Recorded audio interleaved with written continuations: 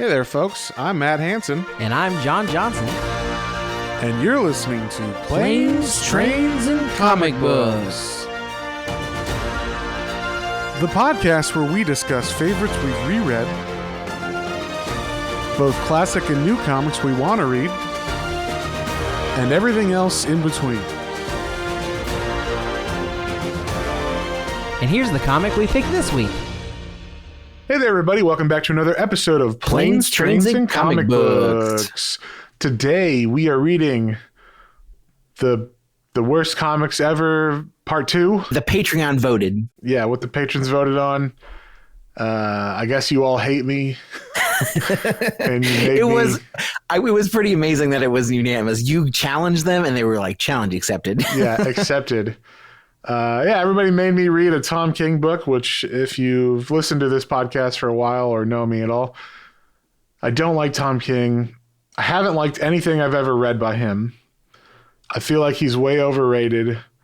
And then my least favorite thing about him is that he does not seem to care about the characters over his story. So if he wants to tell a story about PTSD or relationships or whatever, he will take a hero that I love, usually from the D list, something like, I don't know, Blue Beetle or Booster Gold or Swamp Thing or whatever, and just ruin their continuity because he feels like telling a story where they go through horrible things and then end up being in a terrible place at the end or whatever. So this has happened multiple times in his writing. So that's my main gripe with him is it's not that he's a bad writer. It's that he doesn't seem to care about the characters he's writing about. And I'm like, just write indie comics then, man. Like if you want to tell a hard-hitting story about PTSD or veterans or whatever, just go tell that story in your own comic. Don't take Swamp Thing and destroy all relationships he has with everybody. And then it's in continuity. So now the rest of the 5 years are going to be Swamp Thing in this weird limbo or whatever. It's like, I don't want that. So that's my main gripe with him. But you hadn't read any Tom King before, right? I don't think so. I was looking back over, and the only one like that popped was Mr. Miracle, but I don't think we read his. We have Mr. not Miracle. read it, no. Yeah, so no, I have. Yeah, I've never read any of his. The only one that I was more curious about was, because they said they're basing some of the movie on it, is the Supergirl Woman of Tomorrow. But yeah, I read that, and that was very meh to me as well. Nothing in that really made me go like, yeah. And also, just like this one, it was really long, like needlessly so. Yeah, like it, and we've read comics that are this long or longer, and they didn't quite seem like it. And this definitely felt long. Yeah, like needlessly so, where you're like, nothing happened in this issue. You could have really took the panels that mattered from this issue and put it in the other issues that also had stuff in it that didn't matter. Like this could have been a 6-issue miniseries for sure, I think. But whatever, we'll go through it. This is Heroes in Crisis, if I hadn't said it already. You all voted for it, and I hate you, but I love you as well, patrons.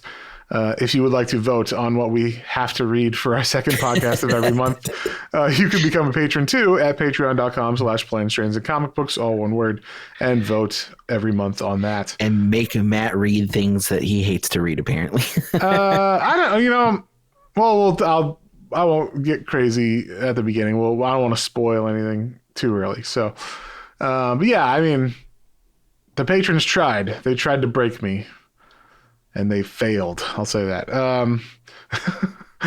But anyway, so Heroes in Crisis, written by Tom King. The majority of the art is by Clay Mann. I will say this art was fantastic. Really liked that. Was there anything you noticed with the art?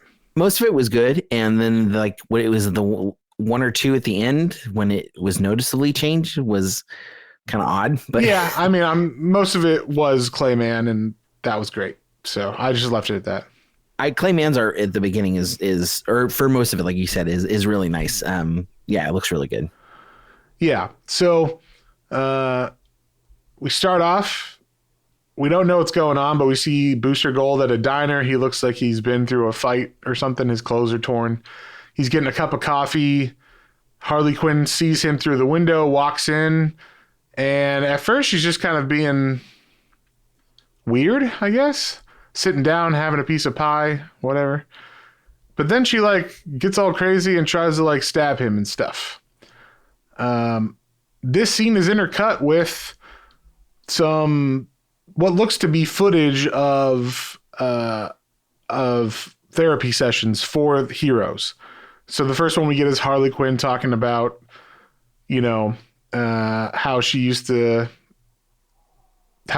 be, how she doesn't like the word pudding or puddin, as she says, and like where that came from, and it's weird because like, so she is a psychologist canonically. That's how she met the Joker. She was his psychologist first. And yes, she's, I guess, gone homicidal crazy with him.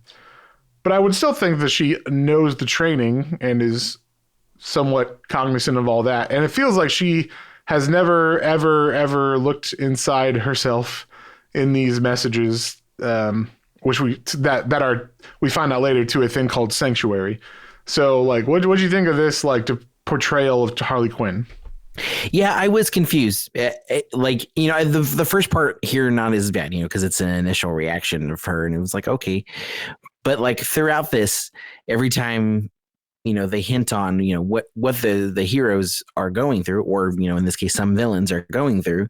It's like, I thought Harley Quinn was I thought a therapist or psychologist. I don't remember which one. I was like, even if she's a homicidal maniac now, I feel like she still would like be able to like go back to some of that and be like, oh yeah, I remember when I, yeah, I feel like it'd be like a Basic Instinct kind of thing where like she is a capable homicidal maniac. Like she has a profession that she does well and also kills people or something, like, yeah, especially if she's like cold and calculated in like, some of her killing things. I assume that, yeah, again, she can go back and rely on some of that. Yeah, so I don't know. I didn't like her characterization in this book, but like I said, she immediately attacks Booster for some reason. We don't understand why.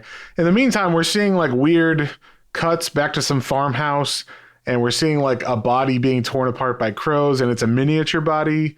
It turns out that is the hero Blue Jay, so it seems like there's been some kind of incident at this farmhouse, and heroes are dead. And the Trinity show up to this farmhouse, and they find a bunch of dead bodies on the ground. Now, nicely for Tom King, they're all heroes that are D-list and below. So, meaning no one knows who they are really. You might have a big fan of one of these people or something that they love, but for the most part, no one knows who. I didn't know who these heroes were, and I've been reading DC for like over 20 years. So that's what he tends to do. He will take heroes that, in quotation marks, no one cares about, and use them as pawns in whatever story he's telling. They don't actually matter. It's not that they're these certain heroes or anything. It's that he just needs people to die, and he can't kill Superman or whatever.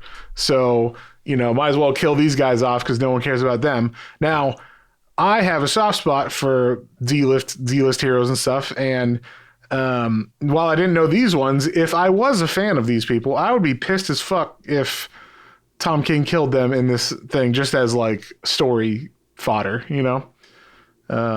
which I think there was people that were mad about that, the two fans of what's his name, Hotspot or Blue Jay.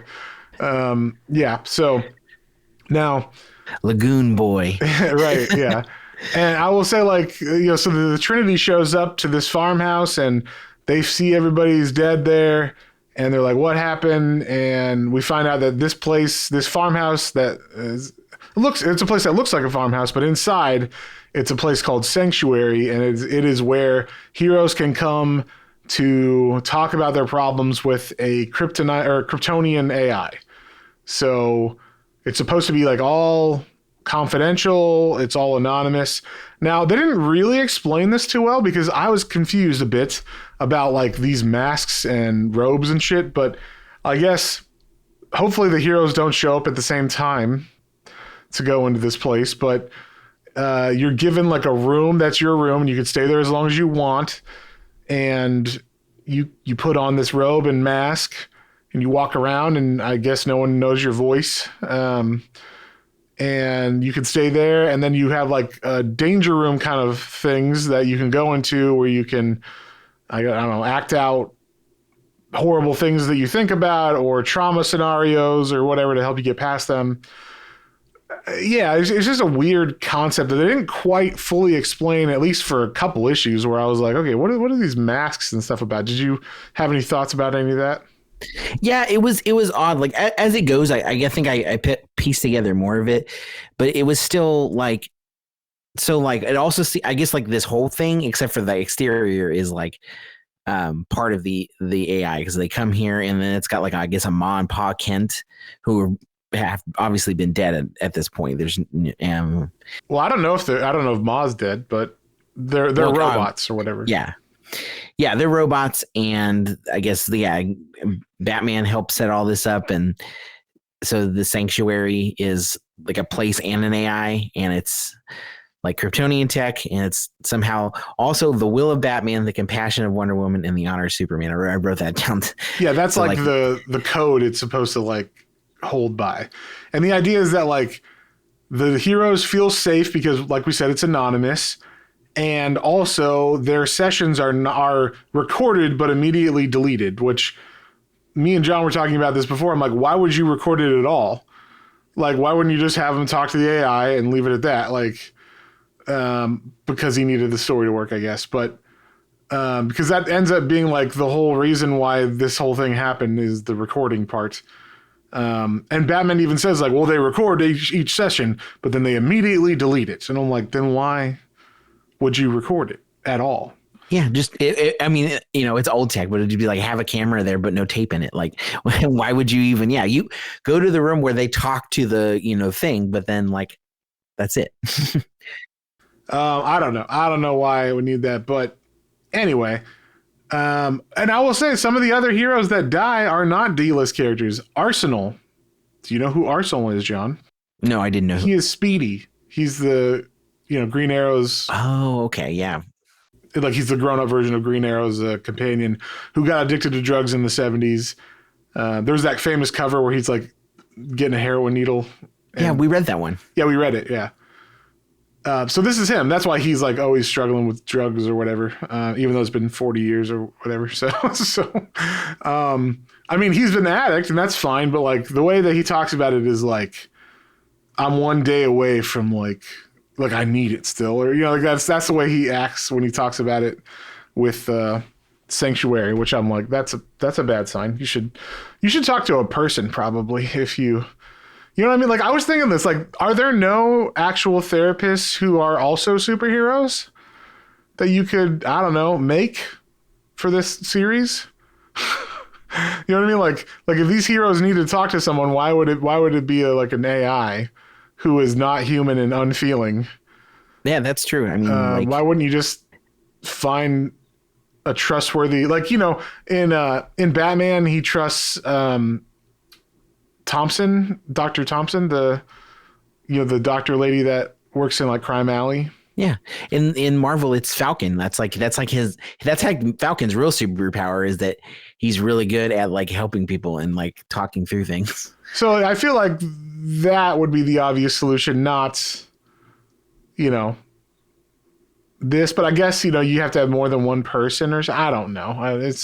But this is one of the people they kill. And that's what I'm saying. Like I guess he figured, I don't give a shit about Arsenal. Now, the only one I like, the two people I recognize, and we'll get through them as they go, but is Poison Ivy. And then I guess I had seen the Protector before. Okay, yeah. But and then one of the we'll get into it.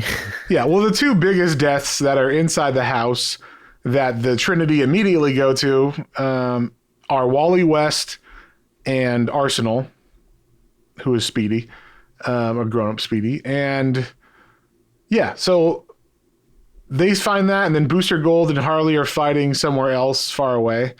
And then the mystery is set. Who did this, basically? This is a whodunit. that Batman, Wonder Woman, and Superman don't figure out and don't really show up ever, even though they're supposedly investigating all this. They're not investigating. What they're doing is they're having their AIs search the planet for alarms that they set up, basically. Like they're just having people scan, or they're having their AIs scan, like if you rob a bank and oh, we put his credit cards on alert, so if he uses a credit card, we'll find him. Like that. There's no like detecting at all from Batman or anything. Nothing from the world's greatest detective. Yeah, no. The world's greatest detective has gotten lazy now that AI is involved. But yeah, he just chat GPTs who killed all these people. Yeah. So they are looking through the bodies, that they found, and they're doing autopsies, and inside the throat of one of the people, I can't remember his name, is like a set of chatter teeth like you would find from the Joker or Harley Quinn. And also that we find out that basically Harley was mad at Booster because she saw Booster do this and kill everybody. At the same time, Booster's like, no, I saw Harley Quinn kill everybody. So that's the mystery, is who did it, Booster or Harley? They're both saying they're innocent and they saw the other person do it. And so they're both on the run. At first, Harley's on the run and she is immediately found by Batman and the Trinity, but somehow, don't ask me how, I don't understand this, Harley Quinn is apparently like better at fighting than Batman, Wonder Woman, and Superman, and is able to escape them. John, what the fuck happened here? How did the Trinity get beat by Harley Quinn? Yeah. Okay. So I was on with this issue at first because it was funny. And she sees the penguin, and that's where she's like hiding out, and she's like playing cards with his literal penguins. And I was like, this is cute and funny. Like, okay, I'm in this one. And then the Trinity appears, and they're like, we gotcha. And the way she escapes, I get it. Like, sure. Superman is faster or as fast as Barry Allen. Yeah. Well, yes. So like I get her maybe knocking Wonder Woman, catching her off guard and grabbing the lasso. I don't even get that. I don't know how she's a fucking warrior. Here, that's what I'm saying. So I get that. And then maybe throwing the lasso around Batman, but even still, so she throws the lasso around Batman to ask him a question, right? That he can't lie to because she has that. So within this time of her asking the question, Wonder Woman and Superman don't stop. They're just like, ask her the question. And they're like, she doesn't have a weapon either. Yeah, exactly. So this was the moment. It was, I'll get maybe a jump on one of them. Well, one of the two, maybe. But then from there, like, yeah, then it should be over. It's like, okay. So yeah, so she gets Batman and she's like choking Batman with it to get an answer of like, hey, do you have something that can stop Superman? Literally within this time frame, then Wonder Woman should have jumped over, or like you said, Superman in the blink of an eye, or less than that. Or yeah, should have been able to be like, okay, like basically pick her up from the back of her little jester costume and be like, okay, we're done. But she's able to be like, yeah, okay, Batman's got a kryptonite thing, and like that, like, stop Superman a bit. And then Wonder Woman's like, oh no, like that's, yeah, Kal-El, let me help you. And not, I mean, it's not like he's hurt mortally or something, he just falls down weak. And she's like, no, Kal-El. I'm like, why don't you go after her? It seemed very out of character for all three of them. Yeah, I don't get it. One of the other things I don't like about this is every hero is extremely not confident and unsure of themselves in their speech, the way they hold themselves, everything. Like fucking Batman is like stuttering, like, I can't, I don't know, but if he, and I'm like, why is Batman talking like this? Like, everybody is so unsure. And I'm like, the kind of definition of a hero is not that you can't have fucked up things happen to you where you get PTSD, but you have this like innate will or confidence in yourself or whatever the fuck to become a hero, you need to have this ability. like this thought process. By definition, I think. Yeah, I think that it went beyond the like just like a PTSD or like working through some things, because like you said, yeah, especially like Batman, for him to be not confident in, Or Wonder Woman. She's a fucking goddess. yeah, I feel like it just kind of went like all in on like, yeah, like everybody having, again, everybody has flaws, and sure, even heroes have flaws, but I don't know. It definitely seemed like it put everybody on the same level, and it was kind of odd. And then also, how did Harley Quinn escape? She just jumps out. She escaped on the penguin rocket or something. I have no idea. Can Wonder Woman not? I mean, Batman's got his plane. Wonder Woman's got a plane potentially, or flying potentially, or you know what I mean? Like, it's not like she's gone forever or something. Like, why didn't they chase her? They just watch her fly away. I'm like, you're not gonna go after her? I guess not. So, anyway, she goes to the top of a bridge and throws a flower in because Poison Ivy is one of the people who got killed. And it's like, they're a couple at this point, I guess. And so she throws the rose in the water for her, and, you know, says like she's sorry she like brought Poison Ivy there because she wasn't supposed to. It was only for heroes. And obviously Poison Ivy was a villain. So, yeah. Then we get to issue 3, and we get back to like Wally being in the sanctuary house. We get a little bit more what that's like. He's going to be there for a couple weeks, but you know, he just needed time to decompress. Because I don't know all the stuff that led up to this, but in this comic, before this comic and before the events of what led to him being all depressed, he had a family, a wife named Linda, and a boy and a girl. I think the boy's name is Jai and the girl's name is what? Iris. Iris, yeah. And so apparently, and I think it's Flashpoint, but I might be wrong, they disappeared. They went out of continuity. Linda is alive but doesn't remember him, and the kids never happen. So but he remembers them. So he's got like PTSD from that. And he's like, you know, how do I live with my family, right? You know, no one knows what I'm going through. Or how do I live without my family? No one knows what I'm going through. No one can. And that's the other thing, like in these scenarios of these like fake rooms that like these danger rooms that are playing out things for the people there, like you're just reliving like moments with your wife and stuff and your kids. I feel like that's not helpful. Like, why would it let them do that? You know what I mean? Like, that's like them not learning how to let go, you know, or processing death and stuff. I don't know. I feel like this was more of like a room to torture yourself with your emotions than it would be for like a helpful exercise, you know? Yeah, it's different if you want to like go over an event and see where you could have done something different. Yes, but not be like, I wish they were alive, and then they're alive in front of you, and you're like, oh my God. And then, you know, it's like you relive the pain over and over again. Because that's all he does. Like for the whole time he's there, he's like reliving the pain of his wife being alive with his kids and never like working on anything. So yeah, I don't know. And then every other person they show is doing that too. One of these kids, I don't know what his name, a Lagoon Boy, is just continuously getting shot by a laser over and over and over. I'm like, why? You know what I mean? Like, why would you do that over and over and over to like relive all that stuff? So I don't know.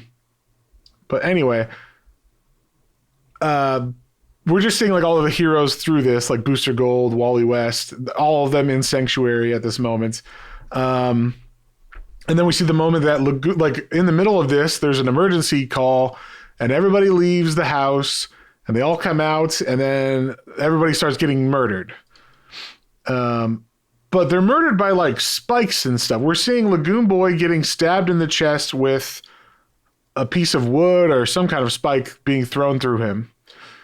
Now this doesn't make any sense. And I'm just going to kind of spoil the ending a little bit, but supposedly there was a freak out from one of the heroes, and that's like from the emotional distress, and that's what caused, like, it was a big kind of explosion of energy that caused this, like, everybody to die. But everybody looks like they were hit with something. So, like, did they die from energy explosion where it was just like electric blast or what? I think in this case we're supposed to assume that this is from Booster Gold's perspective because it's Harley Quinn's hammer is like wooden. Oh, that's right. Okay, that's right. Okay. Yeah, I don't want to get too ahead of ourselves, but like we said, somehow Booster Gold and Harley Quinn both saw each other kill people. So, yeah, we're getting like different messed up versions of what happened. And I believe Booster's telling this side. So he ran out and he saw Booster Gold, or he saw Harley Quinn killing people. That's what it was. You're right.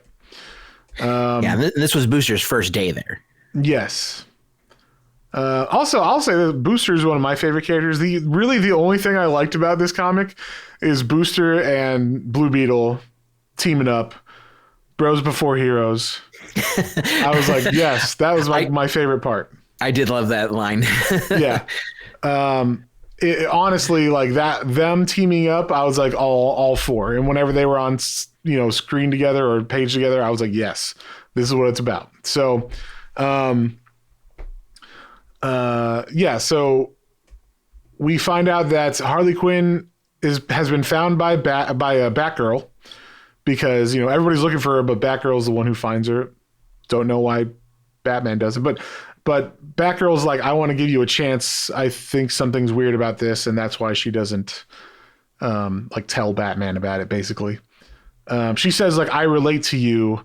They have a fight, but then, like, in the middle of the fight, it's like there's a breakdown from Harley as Batgirl's like, I understand. I know what pain is. I know what a horrible man can do to you, because she was shot by Joker and was paralyzed, and then at some point was unparalyzed. I don't know when that happened, but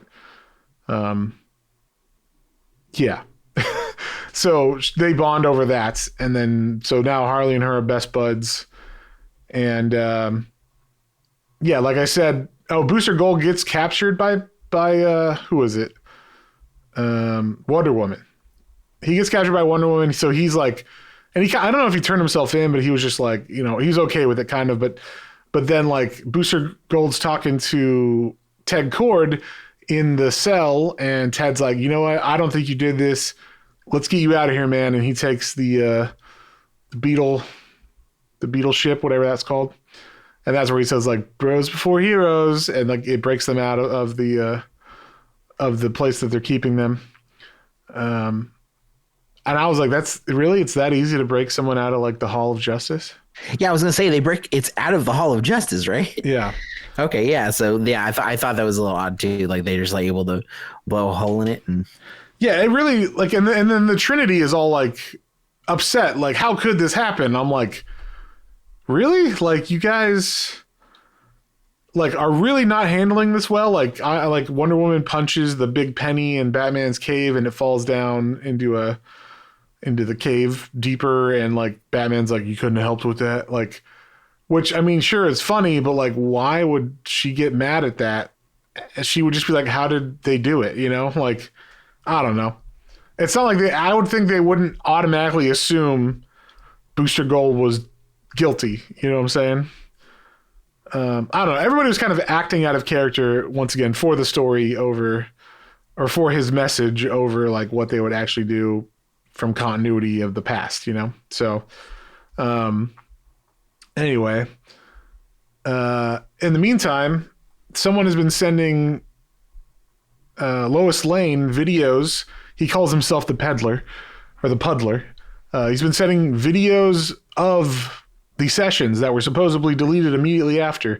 And it's basically exposing the world. Well, it will be exposing once she has to put a story out on it because she gets too many of them to hold it back. But like, she's like, I'm so sorry, I got to do this. Yeah. Yeah. Like the world needs to know this personal information about people. It's like, that's not what journalists are supposed to release. Like, that'd be like them like, oh, this guy's gay. And then like, the public had a right to know. It's like, did they? Like, you're not exposing anything that matters as far as like it's personal people go, it's personal people's personal stuff. Yeah, the things that they're working through. It would be like honestly, it's a HIPAA violation, is what it is. Yeah, if like all of the like congressmen just happen to go to therapy and then like, I mean, if they did illegal stuff, that's one thing. But if they just them talking, if they're just going to therapy. And then they're like, oh, well, we have to tell the public about all of these people's, like that's ridiculous. Yeah, unless it had ramifications like when I murdered all those people or whatever, then I get it. But if it's just like I'm having a real hard time, it seems like my life is meaningless, and then they release that to the public, I'm like, why? Why? That's not news. No one needs to know this.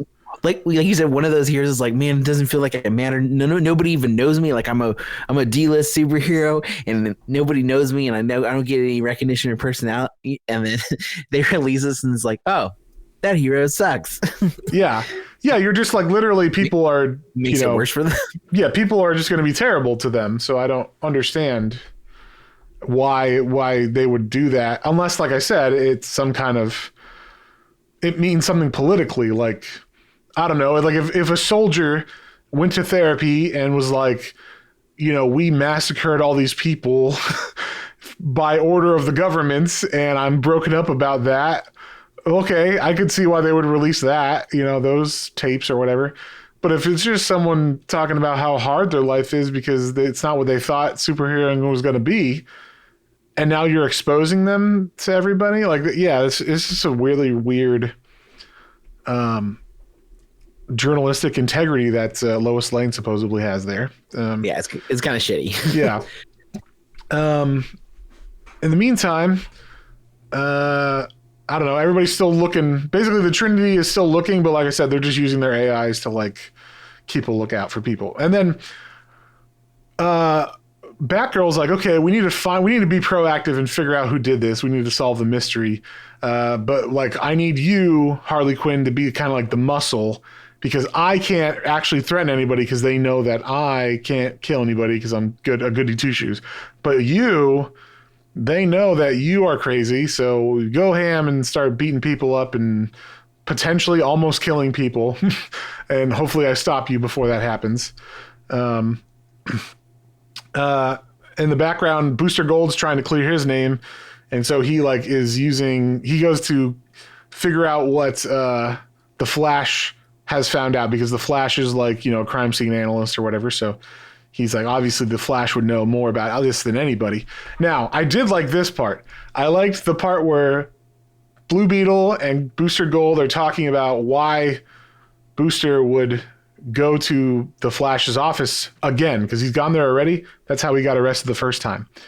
And he's like, well, obviously they would think that was stupid, which means it's actually the smartest thing we could do. like I enjoyed their like thought process, and then they're like buds, they're together on this, even though it's like a stupid idea. Ted is convinced, and that's fun, I thought. But yeah, so they're on the hunt for who did this. Now, I thought it was dumb that they're working separately, but I guess they all think, they're not sure if Booster Gold's guilty or Harley Quinn's guilty, so they're not working with people. They're not working together. I thought it would be smart if they teamed up, since obviously neither of them did it. But now I got real scared for a second. There is one panel of Swamp Thing in this, and I was like, don't you fucking dare. Don't you kill Swamp Son of a bitch. Or involve him in any way in this. So he didn't. There was just one part where like, the heroes, it's like going through all what the heroes talk about and like the stuff they go through in their lives in general. So and it's not Swamp Thing saying it. It's like Superman has to give a press conference once all this stuff is released and being like, yeah, we go through some fucked up shit. We see people die all the time and we need to talk to someone about that. So yeah, we built this thing and now you're seeing the videos, but that doesn't mean we're dangerous or something. Cause I guess they're thinking like the public's reaction will be like, well, these crazy people are heroes and protecting us. Which, unless they're saying I'm going to murder people, I don't see why anybody would say that, but whatever. It's literally Superman had to be like, let's use common sense, y'all. We we deal with extraordinary things because we are extraordinary people, and sometimes really bad shit happens, but hey, we take it on the chin. This is just a way for us to like talk through some of those things, just like, I don't know, normal therapy that you people do. Yeah, I was like, this makes sense. I guess, I could see people freaking out about this. But to me, once again, it would kind of be like if you hear a soldier had to go to therapy, it's like, yeah, they see a lot of fucked up shit, like, yeah, we get it. yeah. So I don't know why anybody would freak out about that, but I guess, this part of this book is trying to destigmatize it by having the heroes be the ones who are doing it, So now the next issue starts with a character I didn't know much about. I've seen him before, but this is Narc, who's like a caveman who has survived to nowadays. I think he was frozen and they woke him up. They found him. So he's living nowadays, but he is a caveman. Now, I did not understand this. He talks like a caveman. He like, me Narc, no like big monkey thing or whatever, like he doesn't speak like he knows words, but then he quotes like Shakespeare and Keats and stuff. Like he reads. I'm like, if you read and you know those words, you would not talk like this. Like you don't, it would be like you would be forcing yourself to talk like a caveman, which is very weird. You mean you don't learn one way and then completely go against that in the way that you... Exactly. Like, I don't understand. I get the idea that like he misses the old days when it was so simple of just life and death. It's a tiger in the wilderness and you have to fight it for food or whatever, like I get that because compared to society, there's a lot of things to navigate there. But him being like, me no like city, not good, like not in good way, like rock and tiger, like, and I'm like, but then he's quoting Keats and stuff. I'm like, if you understand this, you are not speaking like this. Like, you don't just default to that. It's a very weird way to talk about it. Right. Yeah. And once again, we're seeing Wally West, who is like in the room, in the rooms, like, because we're seeing what Narc is doing in the room, which is like he's back in caveman days talking about how he misses it and then how he's having a hard time adjusting to modern day. And then we see Wally West and he's getting hugged by all of the people in, the Justice League and Nightwing and Teen Titans. And they're like, we know what it means. Like, we're sorry. We understand what you're missing all these years. But then at the end, you see like no one's there for real because it's a hologram. And I'm like, why would the room fucking do this? You're making him like want to kill himself, like he's realizing, yeah, I don't have anybody because all I have is these goddamn holograms to hug. Yeah, I don't understand the point of this program. It's just making you go through emotional stress and trauma over and over again. It seems like it was made to kill people. And in fact, I feel like that could have been the plot of this. Like, either someone's gotten into it and tampered with it, and made it evil, and now it's like fucking with everybody, or something like that would have been maybe a cooler way to do the story. It only uses exposure therapy, even for people who don't need it, and that causes some of them to. Yeah. Yeah. Yeah, I don't know why they would do that, but anyway. So yeah, the next episode starts with Harley Quinn and Booster finally like coming together. They've found each other, like the two different groups of people trying to figure out what's going on as they've found each other. And they now know like neither of us did it, or they at least assume that. And I'm like, I'm glad we're all on the same page. And Harley Quinn almost kills Booster, but she doesn't at the last minute. And she stabs the ground next to his head in the classic bad guy move when he's not going to be evil. And you think she killed him, but then you look at the next panel and it's hitting the ground, not his face. So classic move. And And they got now this part I didn't quite understand because Harley Quinn threw her rose in a river. And somehow Wally West, who appears, am I correct in this? Wally West was dead and now he has appeared back at Sanctuary. Is this correct, John? Yes, and I think that's because Sanctuary or someone told him to pick it up and plant it, or he heard a voice or something. He told himself. We find out later that, well, in a minute, in this issue, we find out that Wally West did this. And in order to, like, basically what happened, we'll just spoil it. Fuck it. We're basically there. There's 2 more issues, but we're there because the story is so like long and drawn out for no reason.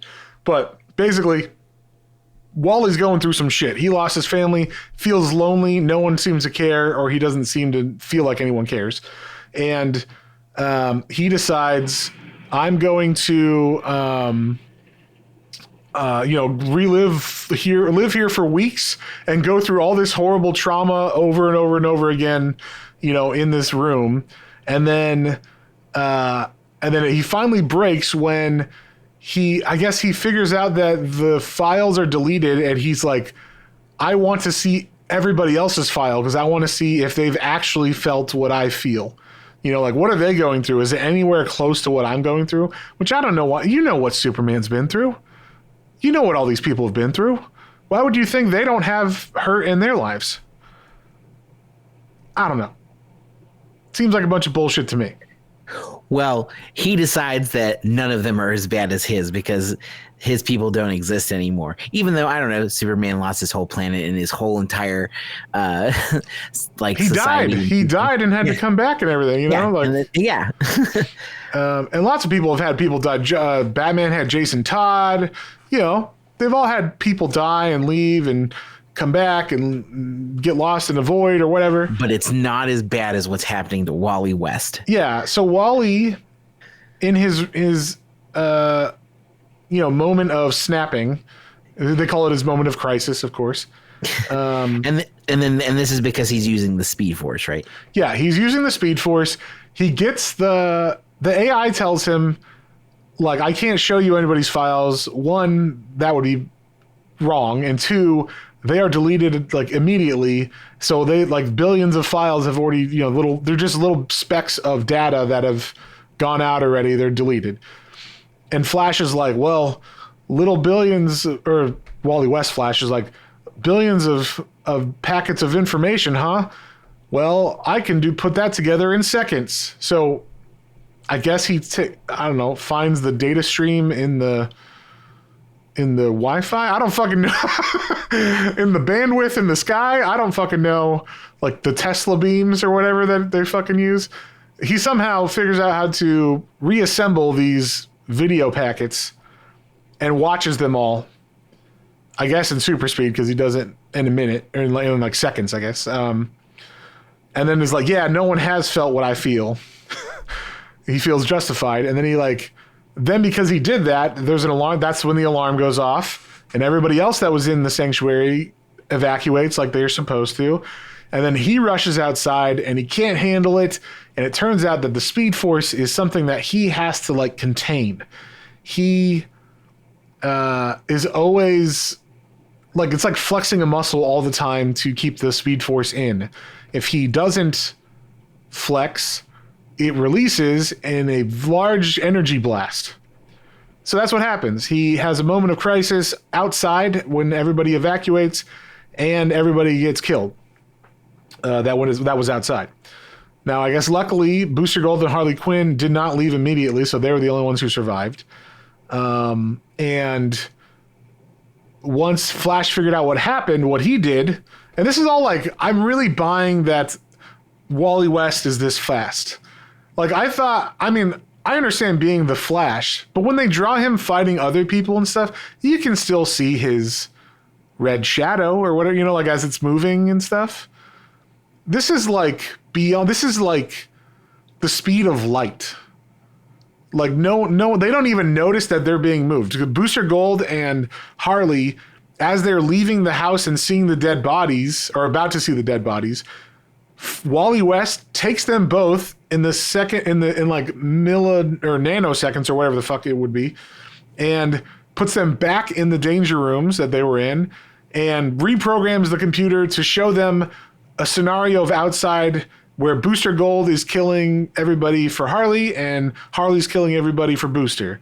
And that's why they thought the other one was doing it, because there was a weird scenario, or there was like a weird program scenario that they were seeing.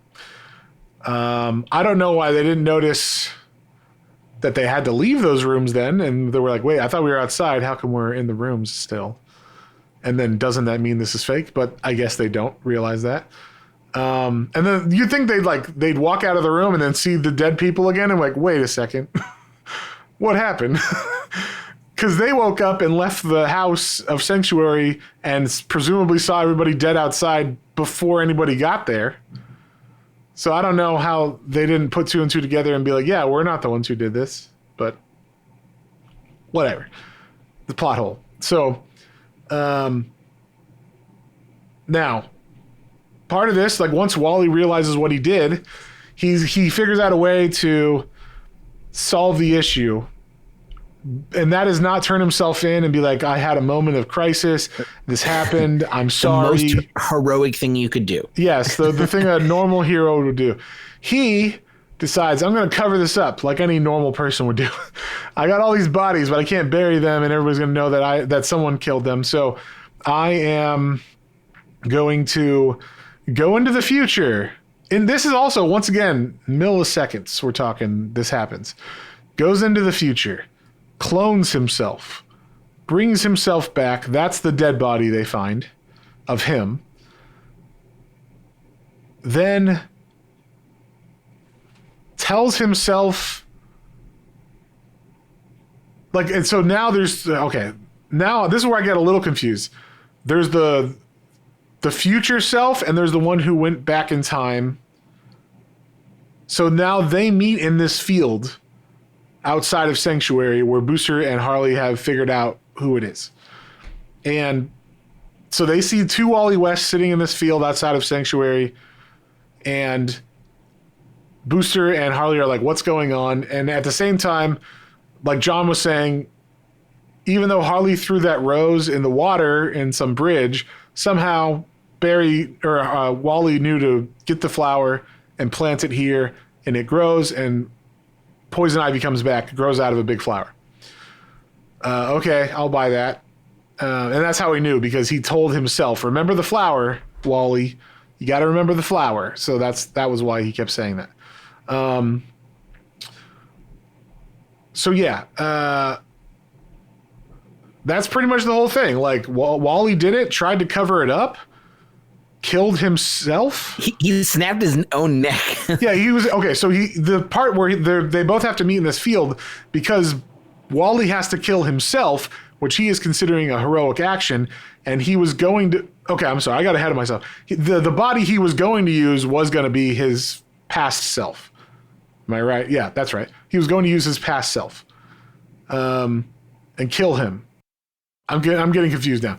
And then they decide to go. They make a new plan because they don't want to use. He doesn't want to kill himself, so he makes a loop. That's what it is. Then they go to the future, clone himself, give past Wally, clone Wally's body to put there, and then there's a loop where past Wally keeps living for 5 more days and looping back because he keeps meeting future Wally. It's one of those time travel things, basically. Yeah, no, but you're on the, yeah, as silly and crazy as that is, and then that's the loop that they are stuck in from there. And it's just like, what? Yeah.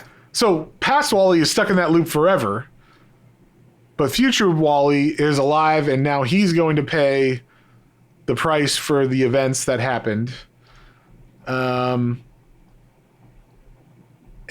that's when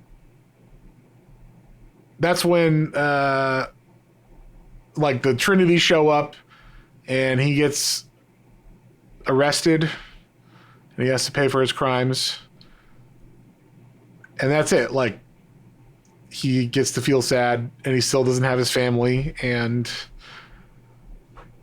that's heroic. Question mark? Basically, I mean, he's basically saying like, I've lost everything and I can't be the person that they thought, like, I guess assume his family wanted him to be or whatever. And so Wally is no longer, I mean, that's how I read to me, is that like, okay, so was this a story to turn a hero into a villain? Because that's what I got out of it. Or just a like broken man. Like yeah. It's not even a villain. It's just not a hero, even though he's been a hero for 30 years or whatever as the Flash, since Barry died in Crisis on Infinite Earths. Or yeah, Crisis on Infinite Earths. That's when Barry died, and that's when a couple years after that is when Wally stepped up to be the Flash from the Teen Titans. And Wally is a lot of people's Flash because he was the 90s Flash, and a lot of people were reading comics in the 90s. So when this shit happened, that is why everybody says, fuck this comic, you ruined Wally. And pretty much he was ruined for the next 5 years, according to people who are Flash readers. I did read the run that brought him back by Jeremy Adams. That was like from 2022, I think, to like last year. It was like a 50 issue run. It was great. I'm like, he had to do a lot of work to bring Wally back into like being a hero. But like, I feel like someone could have done that immediately after this. Like a good writer could have fixed this, but no one did. So, yeah. But John, that is it. So that's the end of it. What did you think and what would you give it? Yeah, I don't know. Like, it was okay. It wasn't terrible, but it was full of plot holes and full of fluff, I want to say. Not like, I get that, you're trying to make me feel for some of the characters, but like all the characters that die, they don't give me anything on them. So I don't really feel for any of them except for Wally.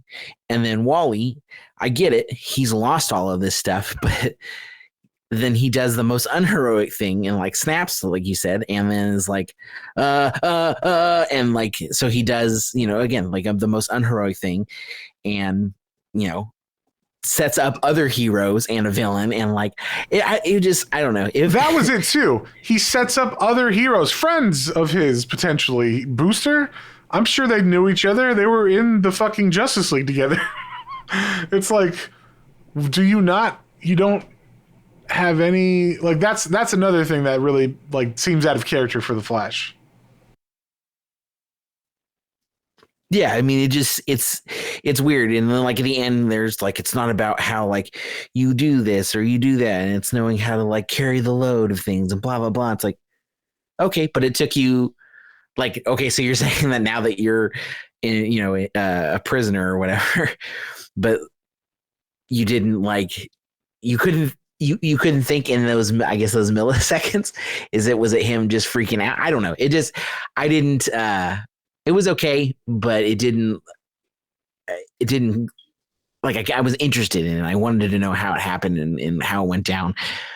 And like I said, the art was really cool, but did the message, like the whole point of this book was to get the message across of, being a hero is hard, and the PTSD from that, and like tackling these big issues of mental, things, right? Did you feel like this accomplished that goal? No, I definitely don't. Not with any side characters, and then not with the main, like not with Wally. So I don't feel that any of them really learned, and even Wally, like I don't feel like anybody really learned anything or took anything from this that was of like note, other than like Wally shouldn't have covered things up. Like, and I could have I would have felt like I would have understood that even in a moment of, like crisis, if I was a hero, like my first thought would not be, I gotta cover this up. So I don't know. So yeah, it was okay, but it didn't pull everything together like it should have, like you said. And so I'm going to give it a higher a little bit because I enjoyed most of the art. There was a little bit of weirdness towards the end, but for the most part, it was really good. I thought it was funny at the end. Everybody had to like show off their butt, and they had to have that little sideways pose and have a little bit of a donk. I'm okay with that little cheesecake at the end.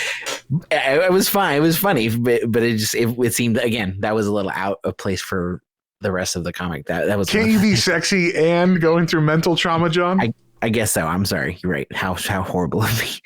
So I'm going to give it a 4 though. Okay. Yeah, I am also going to give it a 4. I was thinking about giving it a 5, but I don't think it wrapped up. Like, I think, Hush being our 5, I don't even know if it's still our 5, whatever our 5 is now.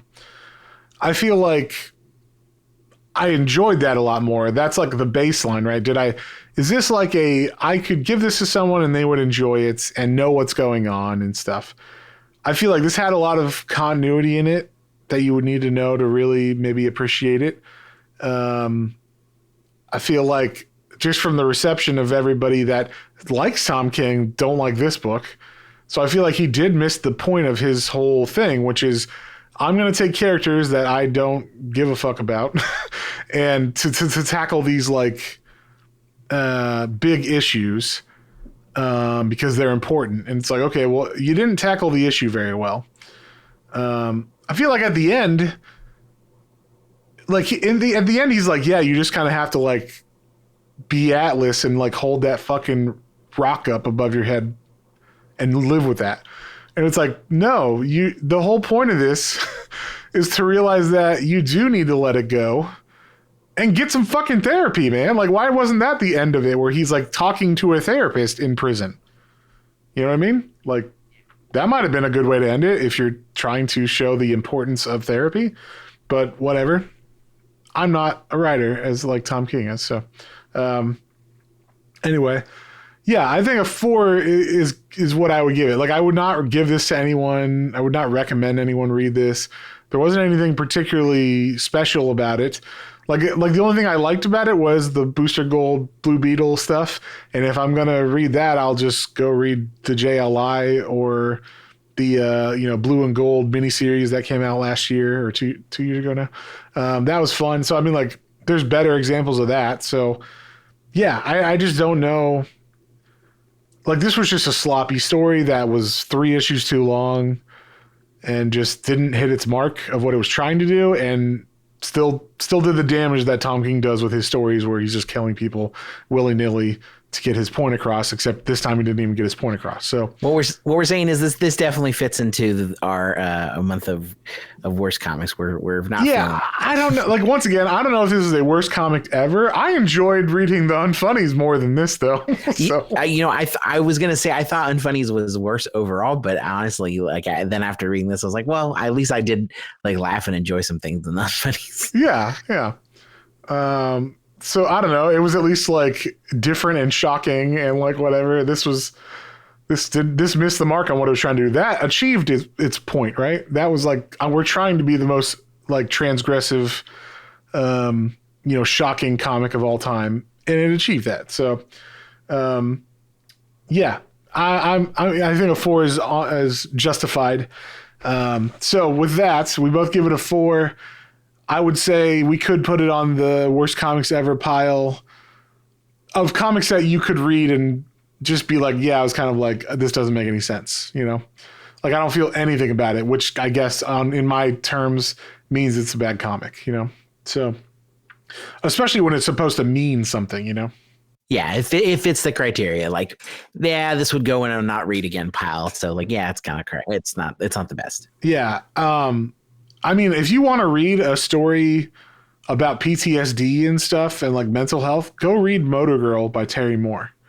And that was one of our early. That was an early episode. So fourth issue or something, or 4th episode. Mind the audio on it, but Motor Girl by Terry Moore. I think by then we had the audio. Okay. Maybe again, pardon if it was an early episode, so I don't remember the audio, but that was not only an incredible comic, but I knew it was a good issue because Matt and I both felt the like heart and the. We both cried. We both cried while reading that book. Yeah. Yeah, that's a book you should check out if you want to read something that's about mental health and dealing with serious issues. And it's not a superhero book, but it's a damn fine book. So anyway. For all you patrons out there, we are going to do the exclusive episode next week. And that is going to be, what was it, John? We're doing Ultimates 3 is even That's though there right. technically wasn't a runner-up because you all very clearly. Yeah, everybody voted for this, you horrible people. So, man, I looked at him and we're like, let's, we were split between two. It's like, okay, let's do Marvel since we loved the first Ultimates. Let's try this one since it's in this vein of. Yeah, because me and John both love the Ultimates comics. This is part 3, which the first 2 were written by Mark Miller. And the third one is written by Jeff Loeb, who is another person we like. That's true. Yeah, I was gonna say our one of our podcast duos is Jeff Loeb and Tim Sale, so we really usually enjoy their stuff. So it'll be interesting. Yeah, and so we're gonna read Ultimates 3 for the exclusive this month, and we haven't chosen what we're gonna do next month, but you'll see our post about it. And with that being said, if you guys want to vote on the second episode of every month or get that exclusive, you can go join our Patreon at patreon.com/planes, trains, and comic books, all one word. And with that, we'll see you guys on the next one. On the next one. Bye.